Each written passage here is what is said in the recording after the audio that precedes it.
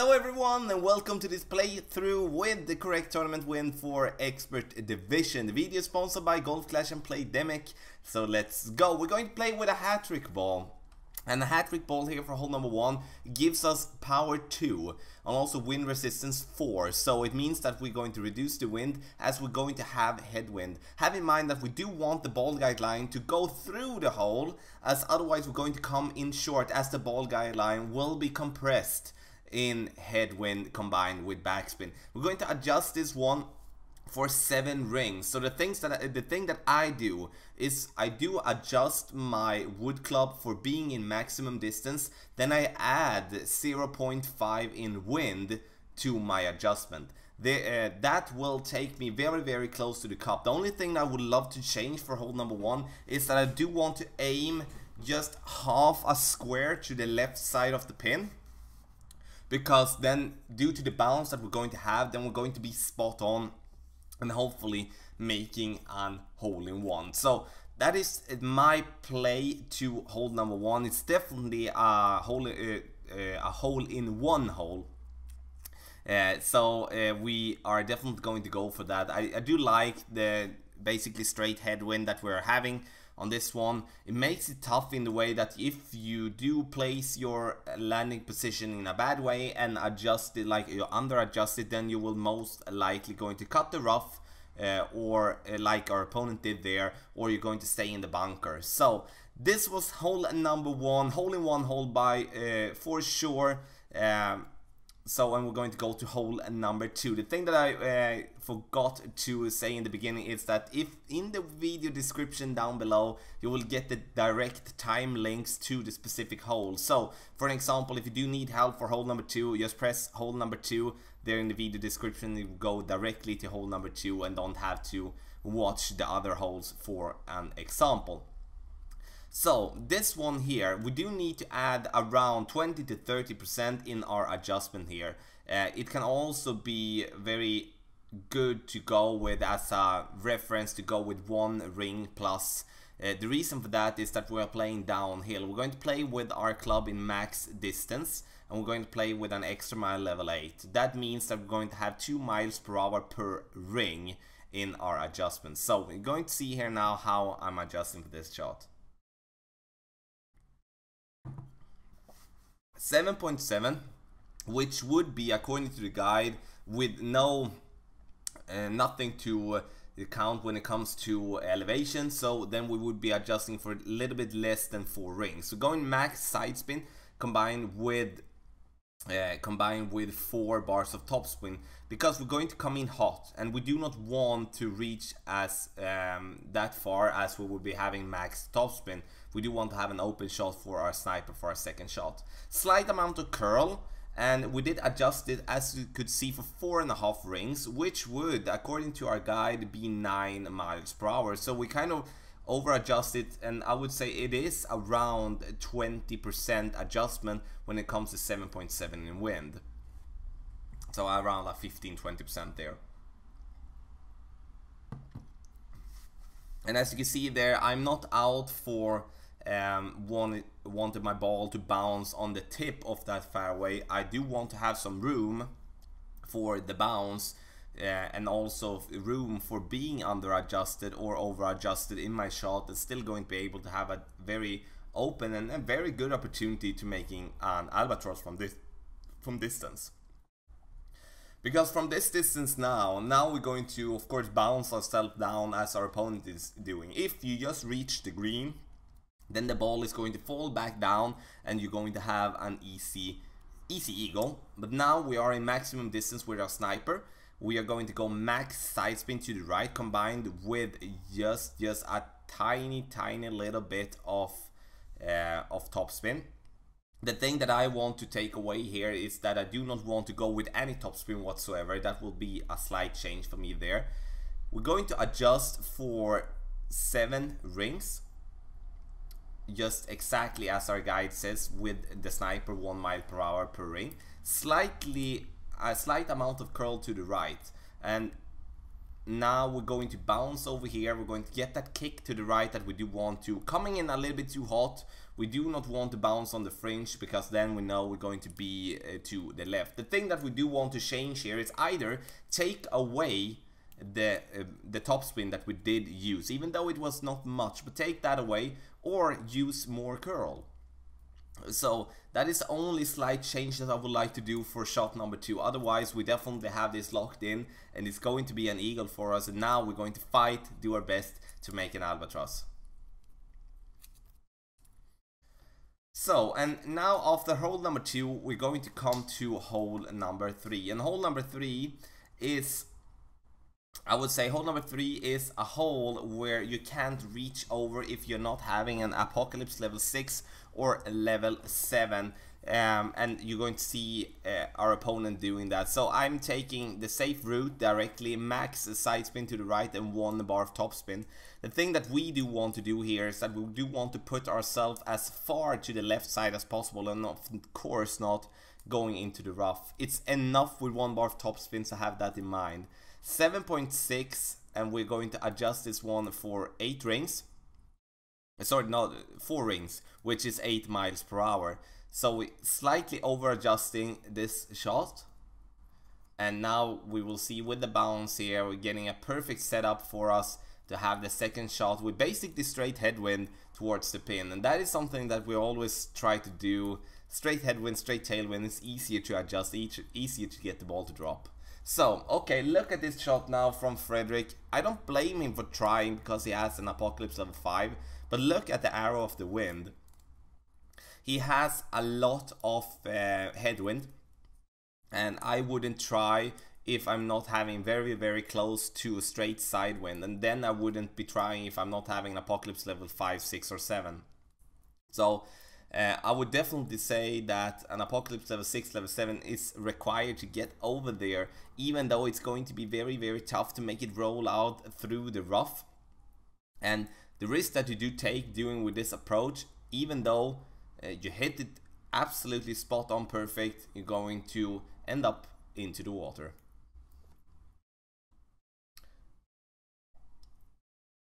And that of course is not the thing that we do want. Now we're going to be having a thorn in basically max distance. I'm going to adjust this one as we're having headwind. I'm going to adjust it for max numbers. 1 bar of backspin, and we do want to aim on the right side of the cup as the ball is going to fall a little bit to the left there. So now we do have a short iron thorn level 6, and we just 1 bar of backspin just because we do have a lot of headwind here, so that is very important. So we're going to adjust this one for 4.5 rings, and now it's time to hit the ball perfect. 1, perfect. Make that bounce, coming in nicely towards the pin, taking the left side of the cup. Could have gone a little bit to the right there, or slightly gone with like 4.6, 4.7 rings, then we would be spot on. But in the end, we take the eagle. Very happy to do that from distance. So now we're coming into my favorite part 3, and that maybe see like, okay, Tommy, you made up you like many holes, but yeah, this is one of my favorites. The reason for that is that I'm usually like 50% when it comes to hole-in-ones on this hole, and it's going to be very interesting to play this one in the opening and the weekend to see if people is going to get that massive help with the hole-in-one as this hole often gives you. So we're going to go here now. I'm going to go with our sniper. We're definitely not going to bounce it over. Changing to a kingmaker, and sure, if you do have a ball with more wind resistance, for an example, wind resistance 4 or wind resistance 5. Wind resistance 5, of course, is the best one, but we don't have that. But it's definitely possible to play this shot with whatever club you actually have. So 8.7, and we are going to adjust this one for 9 rings. So it slightly over adjusts our shot, but that is due to we're playing downhill, and that is important to have that little bit of extra. I like to take 0.3 in wind to get that extra adjustment here. Coming in very nicely. Coming in might be coming a little bit too hot, but a little bit too much to the right, and we get it very, very close to a hole-in-one. So adjustment, we adjusted 1 mile per hour per ring with our sniper, adjusted for being in maximum distance, and we're adding 0.3 in wind, no matter what type of wind we're actually having.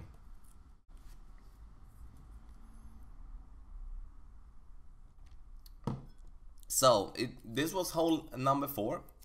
And it's time for us to get ready and play hole number 5.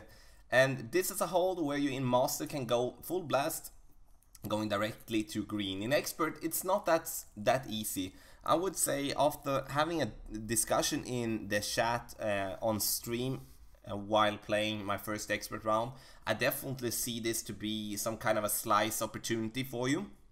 Also that you can go like full blast, trying to put yourself up for a long iron or a short iron towards the pin with basically straight tailwind. That is going to be, of course, a very, very good opportunity to make an albatross. Me, now, when it comes to doing a general approach on this one, I like to do my standard approach, which is going to play myself with the driver, play myself up with the driver, and then taking my sniper towards the pin with a lot of curl and side spin.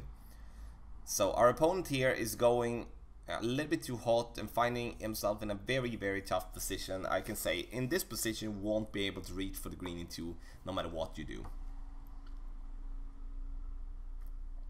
So 7.9, we're going to use the brown tree there in the bottom as a reference.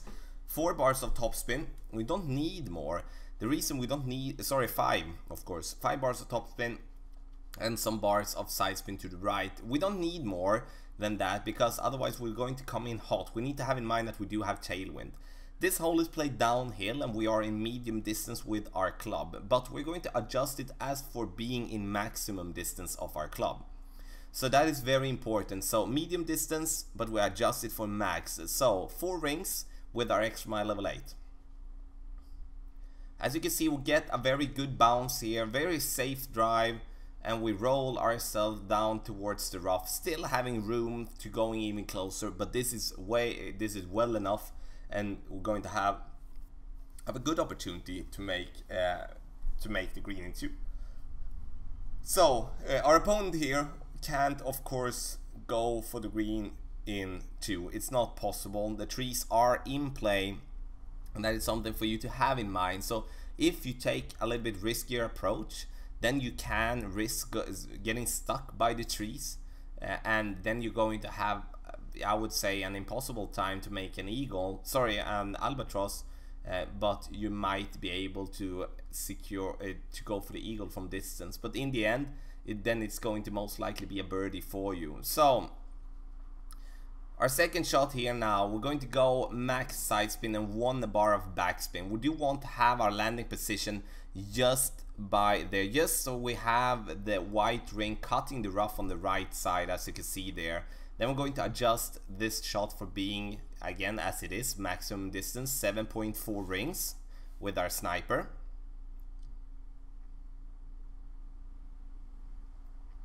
And then we're going to apply and go with max curl. And that is like the thing that you need here is either having a sniper well upgraded as we do have in level 10 here. Otherwise I would go with a big dog, or I would go with a cataclysm on this particular hole to give ourselves the distance that we have, so we don't have to overpower our shot. Curl is necessary, don't forget about that. So now, of course, this is maybe an ultimate situation for you to go for the albatross, especially when we can't go for the green in 2. But in the end, we managed to make an easy eagle there, and still we have, even though it's a hard but a good shot for the albatross there. Hole number 6. This is a eagle hole, a crucial eagle. You need to have this eagle, and while playing this one, you need to have in mind that it's played downhill, and we need to adjust for that while playing. So the ball guideline will be extended as for what you see here on the picture. So you can see me basically going a bit short here with our ball guideline, but in the end the tailwind is going to push us up. We're going to go for 4 rings, which is 8 miles per hour, so we're adding 0.5 miles per hour here. As you can see here, I was about to lose battery here, but got to take my shot and not timing out. So get that bounce. We're going to bounce in the rough here, going to roll nicely towards the green here, and sure, might be a little bit short there with just 3 bars of topspin, but it's all about to get control. And now we are on green, we secure the eagle, and that is the only thing that counts. The reason I do not want to go with more topspin is due to the bounce. If we do miss the first piece of rough, like the rough there on top, then we're going to end up in the rough or in the bunker there on the bottom of the green. So with the push that we're going to get with the tailwind for our first bounce, then I do really believe that we need to just reduce that, play it very conservative, and secure the eagle that we do need to have. Because missing the eagle, I would say that is definitely losing a shot, even though this is a par 4. Our opponent is going to go on the left side there. It's of course going to be a way harder approach. I don't blame him for doing so. This wind is kind of perfect to use a club with a good amount of curl and also a good amount of backspin. I would say Apocalypse level 6 or a Thor's hammer here would be absolutely perfect. Should be stopping nicely towards the pin. Might going to see if I can try that. Don't have the clubs on don't have the club for it on that account though. Hole number 7, par 3. We are going to go for the rough bump. We're going to go rough bump for pro and also expert. Then in rookie and master we are not going to do that. So we're going to have the quarterback here for our first shot, and we're going to go into the rough using a ball with a lot of side spin. So you can see side spin here. We're going to go with 2 bars of backspin. So while having side wind, we're going to go with 2 bars of backspin. Having tailwind, then we'll go with 3 bars of backspin. Having a headwind, then we'll go 1.5. So we're going to adjust this one for 5 rings. We're going to have in mind, sorry, it's 6 rings, of course, 6 rings. And we will have to have in mind that this ball is traveled downhill, which means that the ball is going to be affected a little bit more by the wind. But we are in medium distance with our driver, and we are playing it as we are in maximum distance. That kind of counter itself out. Very, very close there. We kind of need to adjust this shot for being a little bit with our ball guideline to be a little bit to the right side of the pin, because I like where we do land with our first bounce, but in the end with the side spin we kind of get pushed a little bit more than counted with to the left side. So just adding maybe half a square in your adjustments to the right, even though we have crosswind left to right, then you should be able to be very, very close, if not dropping this hole-in-one. Our opponent is going to do a different approach, and that is of course a more conservative way, and I don't blame our opponent to do so. It's going to most of the times be an easy birdie, even here from the fairway, from the fringe, but the best way to get on hole-in-one is to go for the rough bump, in my opinion. Hole number 8. And hole number 8 for us is definitely going to be an opportunity. First and foremost, you can think away any type of thought of going for a hook or a slice on this hole. Due to the headwind, it's not possible to do that, then you will put yourself in the water every single time. So the thing that we do want to try to manage is either we go short there in on the fairway and play with a wood club to the pin, or we try to play ourselves as far as possible on this fairway, going for a short iron towards the pin. Our opponent is going to, did try to go as far as possible, but did execute the shot in not the best way.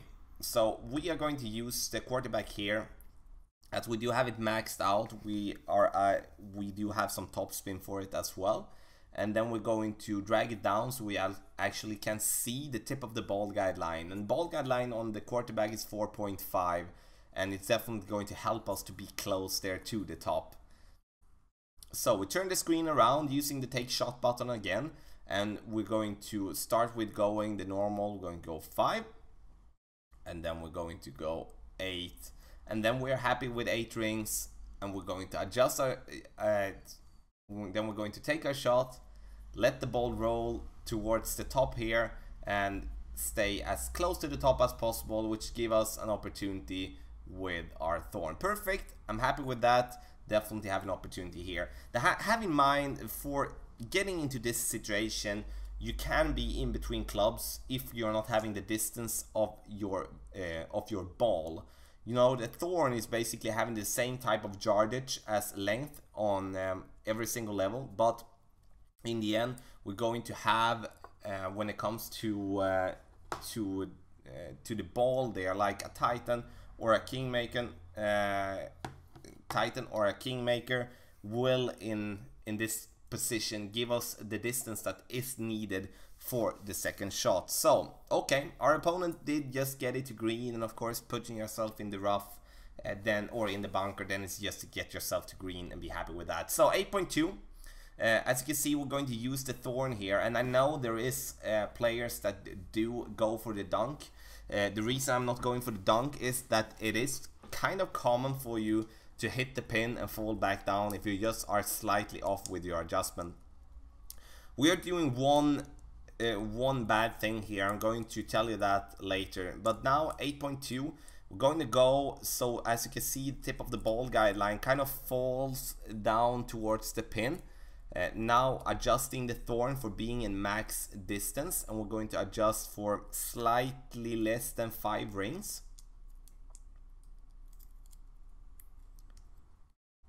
And we hit it perfect, and now you're going to see we're going to get the bounce that we do want, but the problem we do and the problem we have here is the side spin. Why do we use side spin and we do not adjust for it? So the push that we're going to get from right to left is enough to have there without having the side spin. So take away the side spin, then would be very, very close. So last but not least, we're going to take hole number 9. How can we manage to make an eagle here? I'm going to play this one very aggressive, and the reason I go with a very aggressive line is because I do want to have the distance for my second shot, and also kind of giving me some giving me some room to actually hit a great shot. And you need to believe in yourself when it comes to hitting this ball overpowered. And sure, there will be many players that do play this hole very conservative instead. So we go with slightly more than 5 rings. So 5.5, 6 rings for this adjustment. We hit it great on the left side, which is not the best of the best. We get it to roll here though, and we roll out here on the fairway. It gives us still a shot towards the pin. The problem we do make here, ladies and gentlemen, is that we of course don't want to cut the bunker or cut the rough. The thing that we do want is that we will use the side spin, that we do have the top spin as well. We need to use 1 bar of top spin, not 2, but the top spin, and to get with our berserker ball to reach as far as possible, bounce over the bunker there as our opponent just rolled past, and then we are being very, very, very close to the top there on this fairway, and that will give us an interesting view when it comes to going for the green in 2. Now we do have to have a wood club that gives us a good amount of distance. Very, very important, and something that you need to have in mind.